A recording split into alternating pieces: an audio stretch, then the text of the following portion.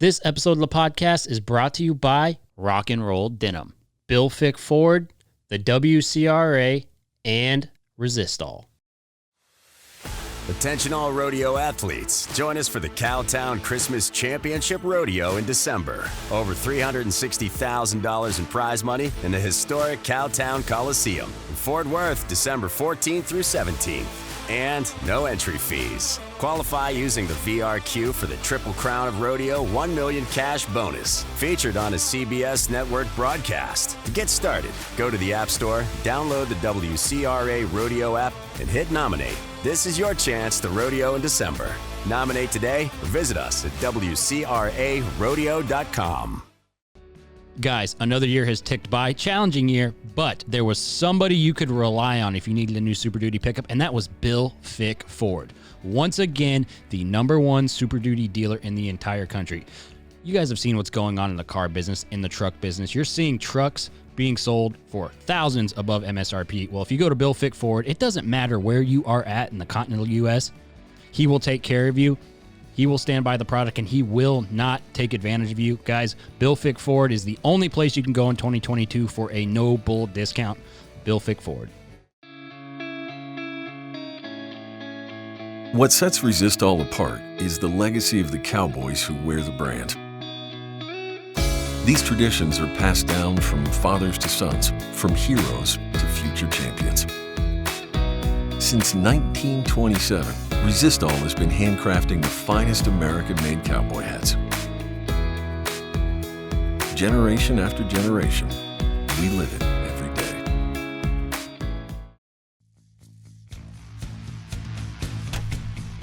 This is The Gauge with host Chance Conradu. Are you freaking serious? It's Conrado. This is The Gauge, and I am Chance Conrado. On this episode of the podcast, we have got Ken Bray of Equibrand. This is a pretty analytical podcast, and we talk about business and you know, things like business, and it's a really great podcast. Check it out. I thought it would be, it's funny you had mentioned Clinton when you came in here, and he was the guy who originally told me, like, hey, you need to get Ken on here because he's full of wisdom. That's what he said. He said you were full of wisdom and that you would have all kinds of knowledge and information to share with you know, the audience. Well, he's pretty easy to please then, isn't he? Well, I don't think we should talk about that on this podcast.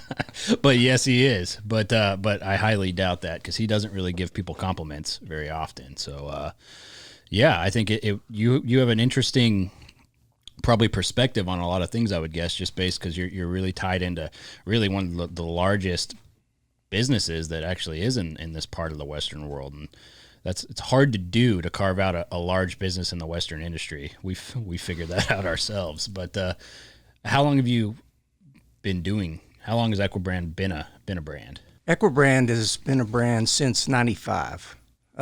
Actually started in business in 1987. So that dates me a little bit. But whenever we started Classic Equine, then it no longer made sense to answer the phone Classic Rope, and so we started Equibrand. And that was kind of our vision, to branch out with other products and brands and serve a greater equine community outside the ropers. Yeah, no, and that makes a lot of sense.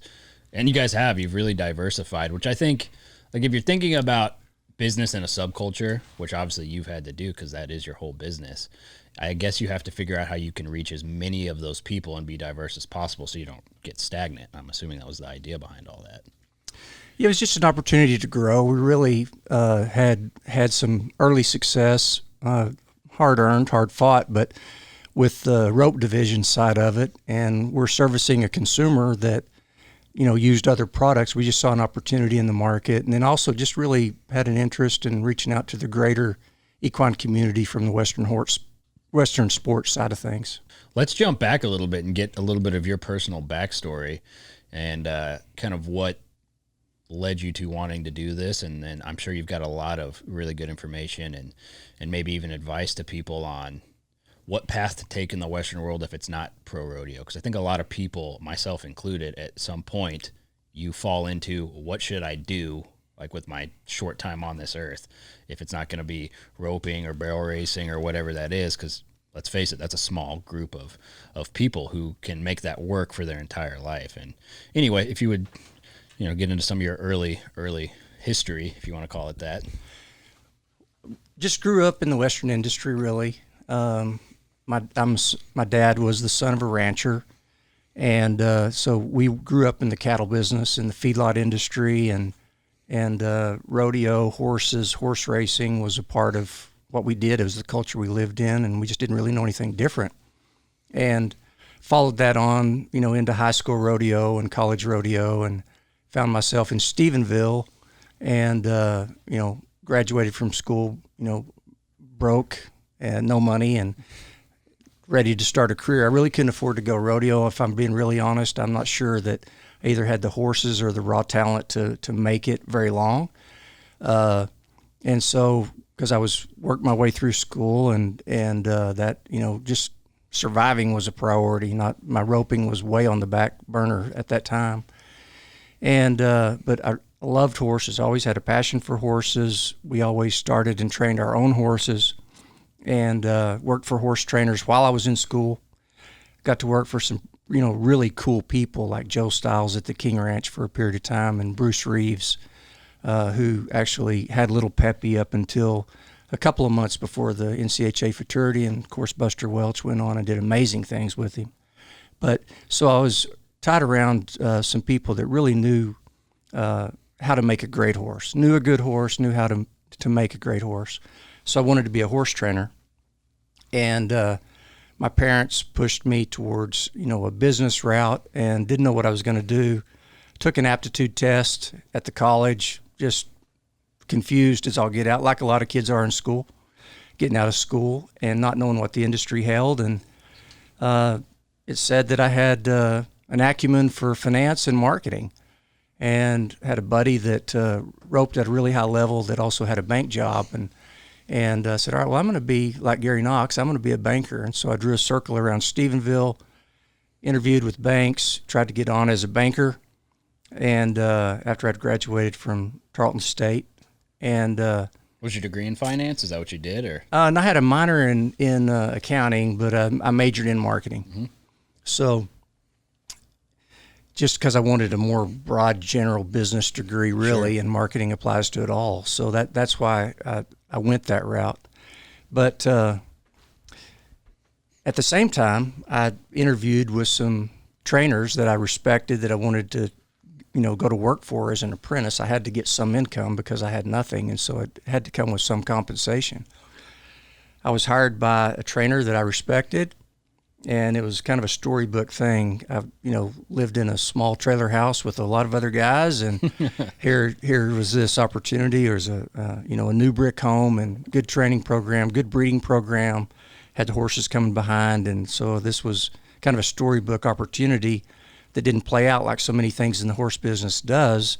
That gentleman lost his job the day, shortly after he hired me, and so I didn't hear from him for a while. And a buddy of mine, John Ness, is a horseshoer, and I said, hey, whatever happened with this guy? And he said, well, the people that own the ranch decided that they wanted to exit the horse industry, and so he's looking for a job too, Ken. The next day, the bank called, so I became a banker. And it was a great opportunity. I wouldn't trade for it at all. Learned a ton. Teamed up with some guys, or they brought me under their wing is more like it, and taught me all aspects of banking, and spent a lot of time in all the different departments of the bank, learned it from the ground up, and in pretty short order became a loan officer with a decent portfolio. And one of my customers at the bank was contracted to do a business plan and hire a business manager for a startup rope business. And he asked me if I would be interested in coming on board. And I couldn't wait to take off the tie and get back to something that felt more normal to me. And so I left the bank to join a startup rope company that was funded by a family business. And as so many things do, good people, but family businesses don't always last sometimes. And this one didn't. And the family broke apart. The business was sold, and to some new partners that brought me in later as a partner, and now, full circle. I'm still here, still with the business since 1987, and own the majority share of the business now, with some other great people, some other partners in the business. One of the reasons I really wanted to talk to you is because it's such a different perspective, right? We do a lot of these shows, and a lot of it is just you got to have grit, you got to win, win. But a lot of times there's the majority, like the vast majority of the people get lost in that. Like they might be able to get something out of it from a motivational standpoint, which is a great thing. Or if you look at really high performers, right, and you've been around them forever, especially in our industry, they're a specific type of person. You can get things from that, but there's another type of person who excels in the other things. People like you and actually myself, where you have to take a really hard look at yourself and look at, and it sounds like this is what you did, right? Did you have aspirations to pro rodeo, or did you recognize immediately that might bankrupt you, for lack of better terms? Well, I always understood the financial aspect of it, but I had aspirations for it for sure. Yeah. So after I was working for a while and actually could afford jackpot entry fees, and then started amateur rodeo and circuit rodeoing and the likes of that. But by that time, the business was the main driver, and it's just funny how things turn out. I tell young people all the time, quit worrying about it. You can't make a mistake. Just move forward. Right. Try hard, work hard, and doors are open, and just be ready to walk in. Yeah. Yeah. There won't be any doors open if you're sitting on your butt, but just get out there and get after it. And you don't know what you don't know. Yeah. Yeah. No, that's true. But when you were looking at like going to the bank, I'm sure there was a certain amount of fulfillment that was missed when you're doing something like that. Because did you completely shelf everything with horses and all that for that whole period of time when you were doing that, or? I didn't shelf the horses. I actually, kept the horses that I had, and was able, had an income now, so I was actually able to go, compete again. Spend your weekends how you wanted to. Right. Yeah. So I was a weekend warrior. Yeah. Yeah. Yeah. Some people hate that term. Yeah. That was me. Yeah. There's nothing wrong. I actually think it's a positive term if you actually think about it. It's like, because you're being a really responsible person, which people don't like the idea of that. It's not super sexy to be a responsible person. But if you're going to work to fund your hobby and you're not losing your house, and you're not having to max out credit cards to chase a dream, that's probably not going to work, and you're a responsible person. It's a good thing. And it's a hobby that's kind of like a second job that you're putting a lot of time and effort into. You know what? Anything in the Western world is such a unique. Have you ever thought about how unique of a hobby it is? Because it's not just a hobby; it's your entire way of life. So, if you look at barrel racing and team roping are two great examples, right? There's a jackpot team roping every night of the week in this area, no matter where you're at. If you're in this area, same with the barrel race. There's huge ones. There's tons of opportunity to compete and do that. And most people, like their whole life, surrounds that hobby, if you want to call it that. I mean, everything goes into it for someone's entire life. It's kind of interesting. I don't know of any other hobbies, if you want to call them, that are like Western sports. I agree. It's just the lifestyle and the passion of it all. So me and three other guys that actually worked at Classic at that time, we roped together and we rodeoed together. So we would leave on Wednesday night, Thursday night, in what's now the UPRA, it used to be TCRA and the CRA, those three associations that we rodeoed in, and amateur rodeo in Texas is nothing to sneeze at. So, good Lord, it's all there. And but we would leave, at 5:30 in the afternoon and haul butt to whatever rodeo we're trying to get to. Always get up in the slack if we could, so that we could make it in time, and be there at those all-night slacks, and then drive all night back to the office and get started again for the next day. And we would do that, for the entire rodeo season. Yeah. Yeah, it's really interesting. Some of the things I was wanting to ask you about is how someone, let's say that they're a little lost, right? A young person, they're in the Western industry. They know they're not going to be a professional, but like for example, you started at a very nonlinear point, right? And you went through this whole thing. And I don't know how you got involved in the business, if it was a sweat equity type thing, or how you did all that. But, how does somebody go from the point of, I don't know what I want to do, I just want to be in the Western world, to being able to be a wildly successful person in the industry, not competing, obviously, but how would you, if someone came to you and asked you that, what kind of step-by-step guidance could you provide them? Well, I think to do what we did, right place, right time, taking advantage of an opportunity. So I think you always have to have your radar out for an opportunity. And, I think that anything you set your mind to, you can accomplish at the same time. And don't be afraid to make mistakes and run into fences and get a bloody nose and learn from it, but always keep pushing forward. Because, nothing's easy. There's no easy task. But to me, there's never been a greater opportunity for young people than there is today, because nobody wants to work. It's easy to be a standout. You don't have to try that hard to be extraordinary today. And I don't mean that with any disrespect. I'm telling it as the honest truth. So I see a great opportunity for that reason, the way that culture has developed and it's not just our industry, it's the world, isn't it? Oh, it's just everything. That they want things brought to them, but those that go out and get it, it's damn sure there to be gotten. Isn't it so unique how this weird shift, I don't know if it's the last 10 years, but at least for myself and like the people in my age bracket, it is really unique to see what's happened to people's attention. We were actually just talking about that. It's almost like there's so many, it's different barriers, right? Like before all this crazy technological boom and all these advancements like phones and all the different things that, in fact, we were just talking about like how when you were a kid, right, you'd have your TV show that you wanted to watch, and you'd like wait that 1 week to watch it. Or I don't know what it would have been, or if there was one, but like you had to be so patient for that. Now it's all at your fingertips, and you can watch it anywhere. It's like you don't even it's almost like peasantry if you have to watch TV somewhere and wait for something, and that's affected people's brains in a weird way. It is. It's exactly that way. It's instant gratification, and it just doesn't happen like that. If you're wanting to become the greatest athlete or a NFR competitor or world's greatest horseman or business owner.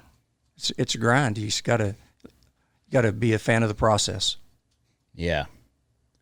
Yeah. How have you, because one issue I've always had in my career, if you want to call it that, is struggling with destination happiness and not enjoying that process. Have you always been a process enjoyment guy, or did you have to figure out ways in yourself to cope with how slow sometimes things go? I have, and I think really we have as a team, and it's not just me. I mean, we have an amazing team that is Equibrand, and we drive each other, and so it's not just me. But we're not very good at celebrating success. We're quickly off to the next project, and oh yeah, we did get that done. That was good, wasn't it? Or as far as saving pictures or memorializing anything, we're not very good at it. But and I'm not for sure. We're just I like the drive part. I like the challenge part. I get bored easy. Yeah. I mean, and I understand that. But you've been in the same business for so long. Do you think that's why there's been so many different divisions under the parent company, if you want to call it that, is because of that? Like who drives that? Maybe the term would be innovation, but diversification maybe. I think I would say that I was the driver of it, but it's again, it's that the fulfillment of it is certainly a team effort. It's just seeing an opportunity in the marketplace. The horse industry is an amazing industry, and it's way bigger than a lot of people think it is, and way smaller than a lot of people think it is. But it's a great industry, and it's a great market. And it's also very, very diversified.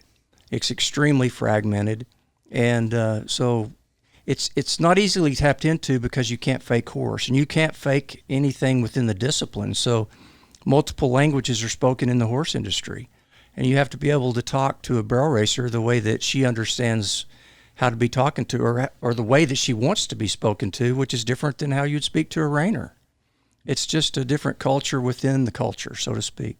Yeah, that's a good way to put it. Yeah, because there's so many different segments in it, and I've never thought about culture inside of a culture, but yeah, it is. I mean, it's all, and it's funny, if you were somebody on the outside of the Western world and you look at it, they're not going to know the difference, but it's like there's so many different eclectic groups inside of this that are at so many different levels of performance and what they do, that is a code that is pretty miraculous to see you guys cracked.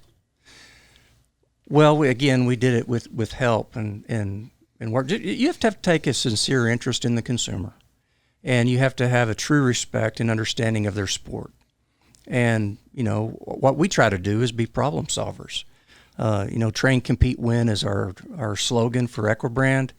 And, if you can help horses stay in the game better, help them be more protected, help that athlete, equine athlete, and horsemen and horsewomen do their job better, then you add value and you have credibility if you do that.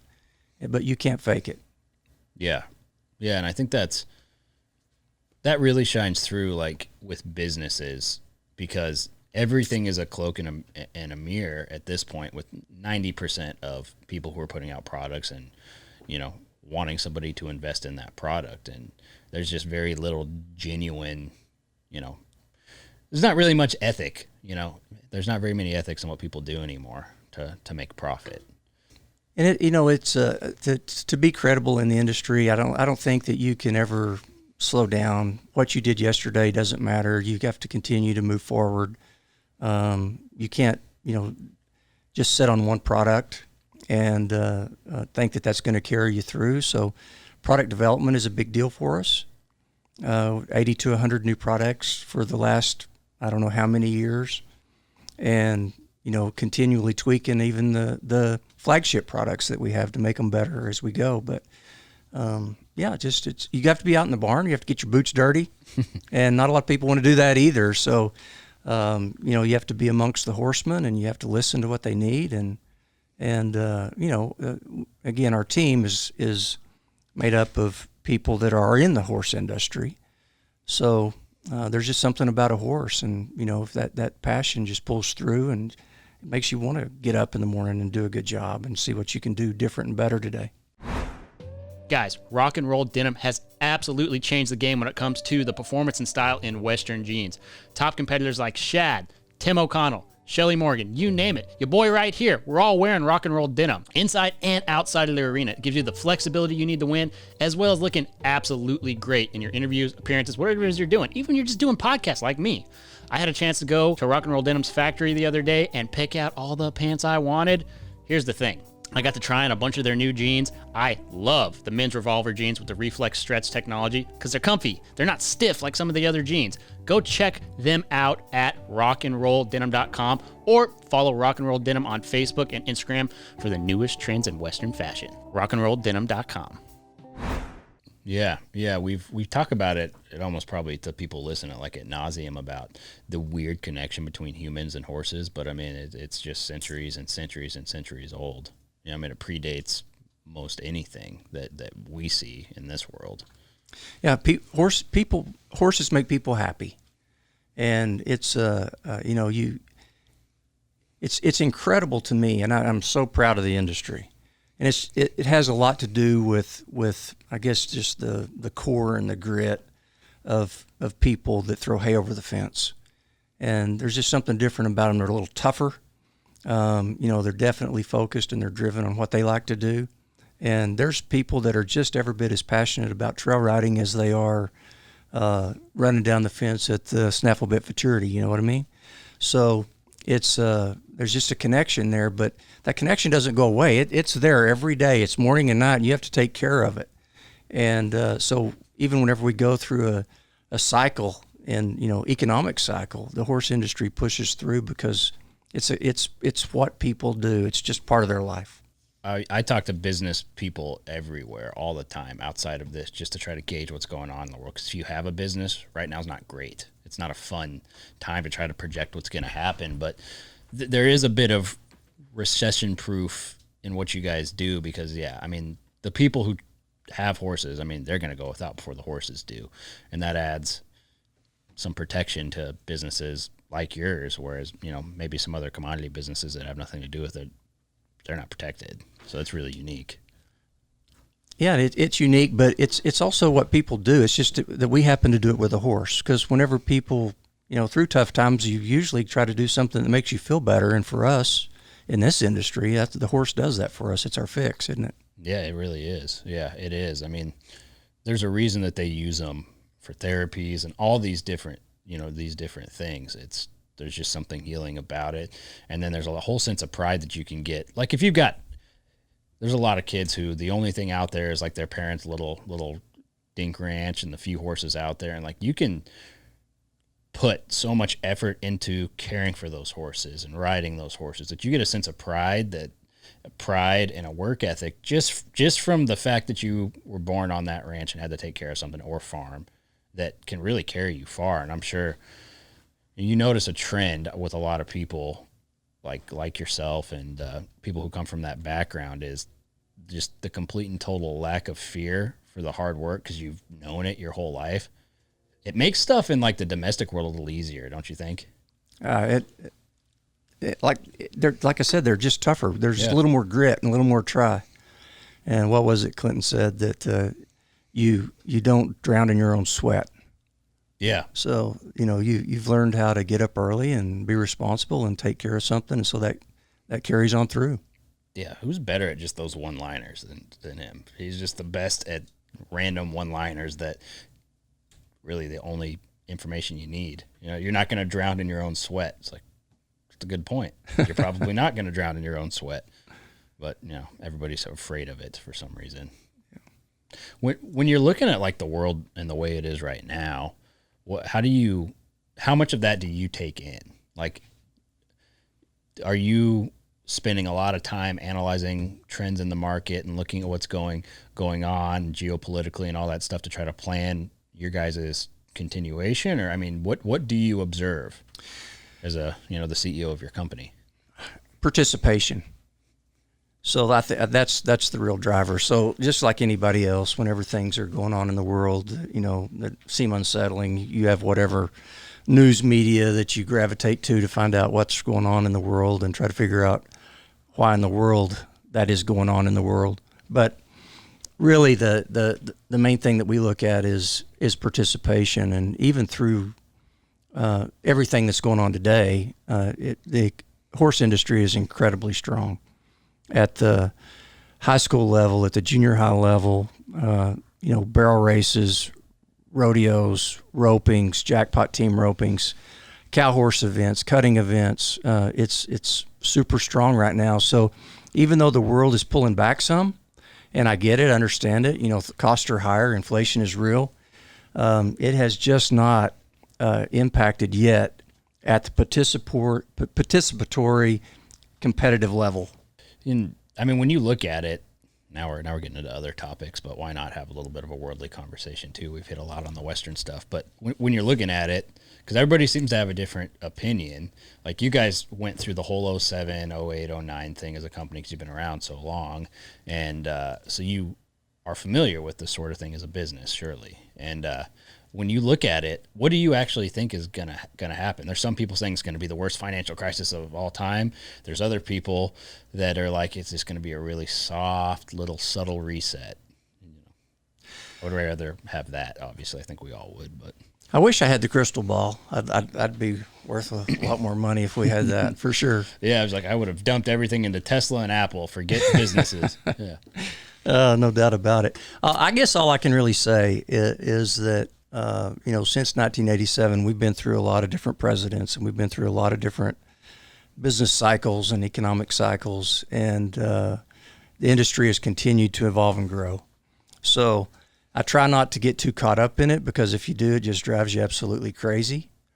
But just from historical actuality and experiences, the industry moves on and it continues to do what it does. So horse prices are at a record high right now, and participation, breeding of horses is crazy. I've got a couple of mares we're trying to breed right now, and at Champion Embryo, Dr. Stanowski, I was talking to him. He has 900 recip mares. 900 in one facility. It's nuts. But will it come back a little bit? It might, but will it go back down to what the old norm was? I really don't believe it will. Well, I don't think anything will. I don't think it ever has. Like, it's certainly not the cost of a performance horse and not the breeding of that performance horse. There's too many avenues for those horses to continue going up in value. Well, in demand, there's so many disciplines, like just within what we do. We deal with about 750 different endorsed riders across 16, 18 disciplines of Western equine sports.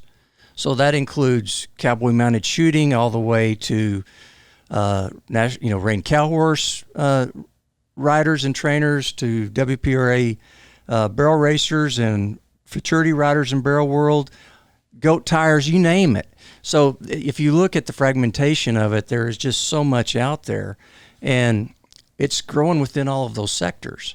In 07, 08, I'm very, very conservative politically, and so I thought the world might be coming to an end. Yeah. But, shockingly and surprisingly, our industry grew exponentially during that time because oil and horses go together. And I believe oil will rebound. That's going to come back around, and hopefully they'll get some pricing fixed into it. I'm going to believe in the midterms we're going to be able to get some of this nonsense shut down. I'm not in control of it. I'm not going to worry about it. I'm just going to continue to try to make great products and encourage competitors to get out there and do what they do. Yeah. Yeah, there's an inherent nature of conservatism that just pairs with the Western world.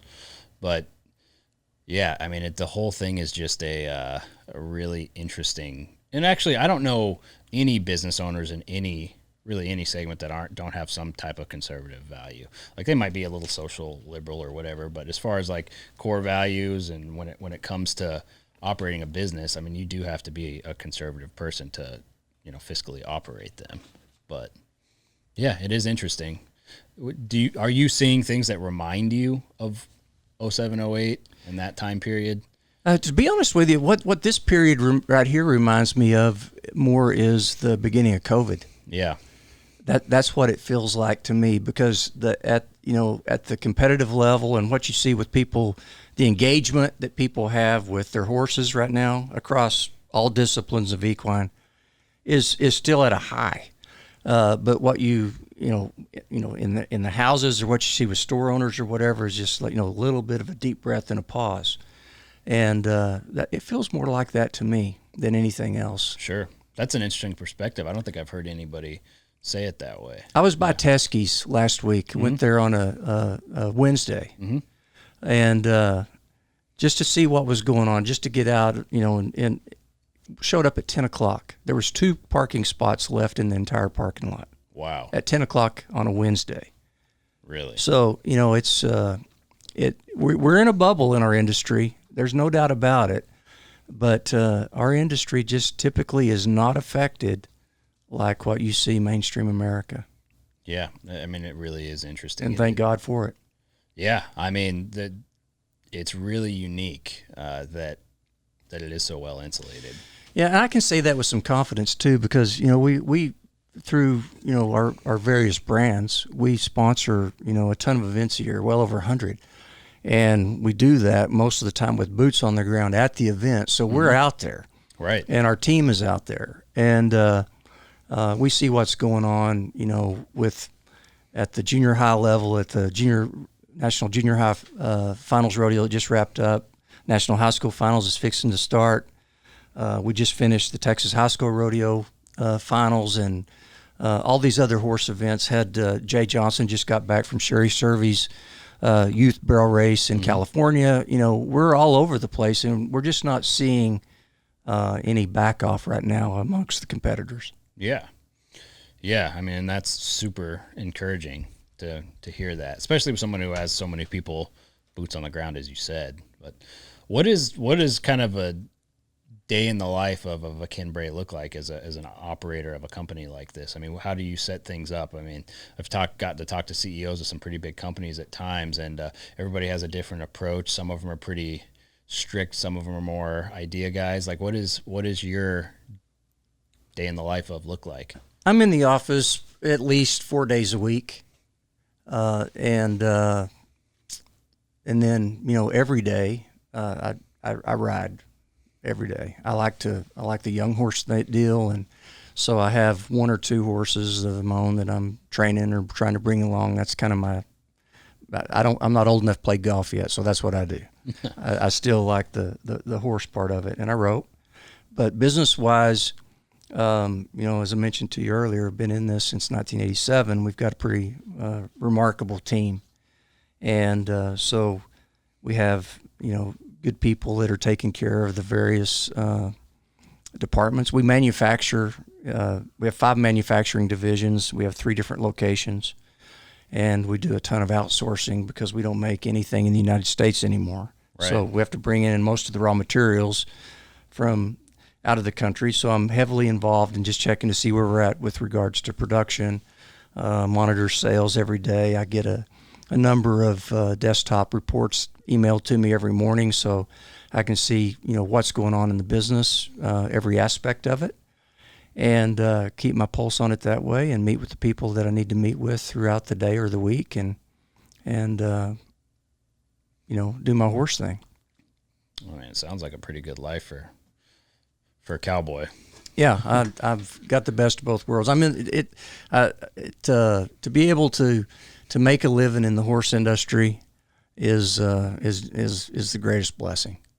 So I feel pretty fortunate, and it's fun to be able to share that with other people too. Because again, it's a team deal. We have 250 people that work for us, and a big chunk of them throw hay over the fence. Yeah. I mean, and you guys have clearly created a culture to where people feel like they're a part of something, and then people stay when they feel like they're a part of something.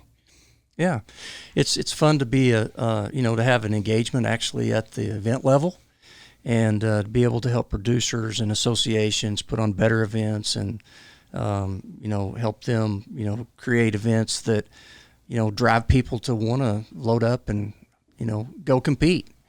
I see a huge opportunity in the industry for that. It's a passion and a focus of mine.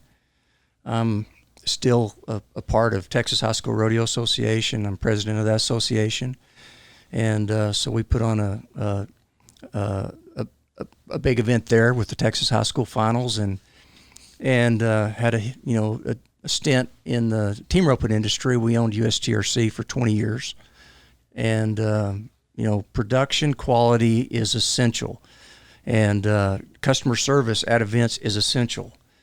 The number one horse consumer is a woman, and thank God for women, and thank God for women in the family, because if the mother is a part of it and likes the horse deal, the kids stay in the horse deal. So we just have to, I think there's an opportunity across the board.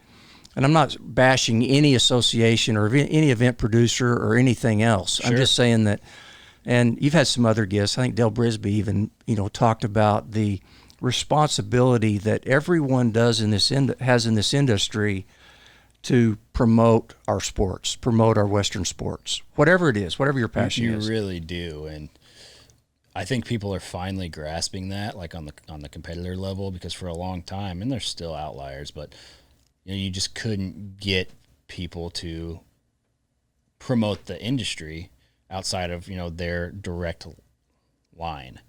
And, I mean, we're seeing a lot of echoes of it, though. Like, you're seeing mainstream celebrities sitting in a Western saddle on mainstream magazines, and that's just not something we've ever seen before, and it's really unique. And, yeah, when you talk about kind of the power that women or the mothers in these families have in the Western industry, I mean, it is incredible, and we've seen great strides as far as women's sports go, and we have the breakaway now and more opportunity than ever for women to compete. So that's pretty cool. As an industry, we've never had this kind of an opportunity. Yeah. But, there's more participation. There's more people owning horses. There are more people engaged in riding horses, competing on horses. It's more opportunity for trainers. It's more opportunity for breeders.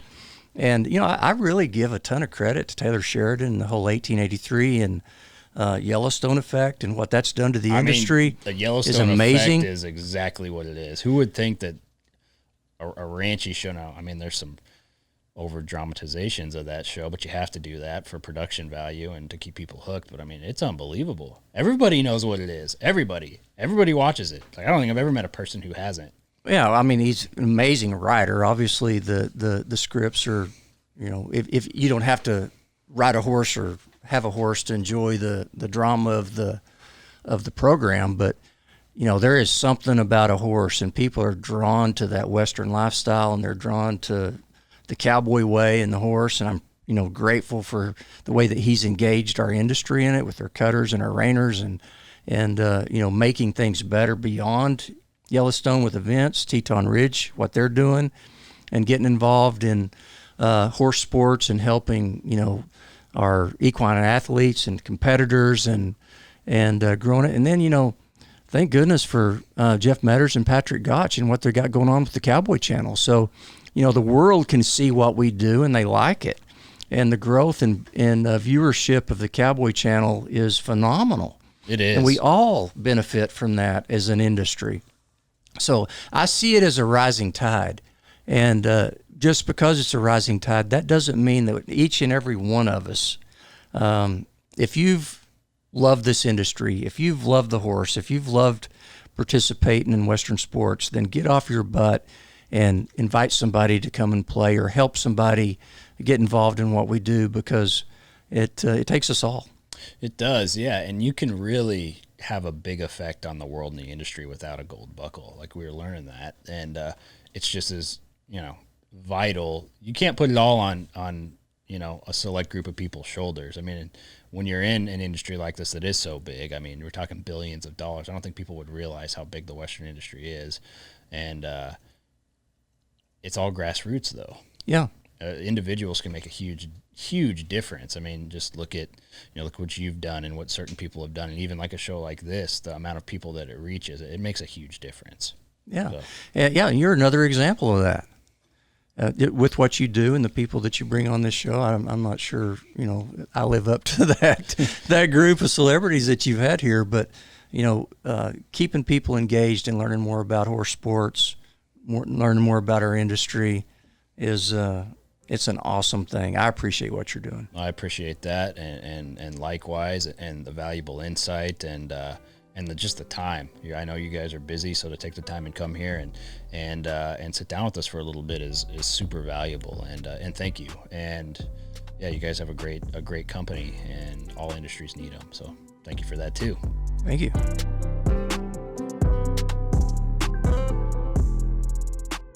This has been The Gauge, hosted by me, Chance Conrado, produced and edited by our guy Ty Yeager. Shout out to the executive producers Dustin Pointer and Cody Denton. Marketing and content produced by Riley Chone.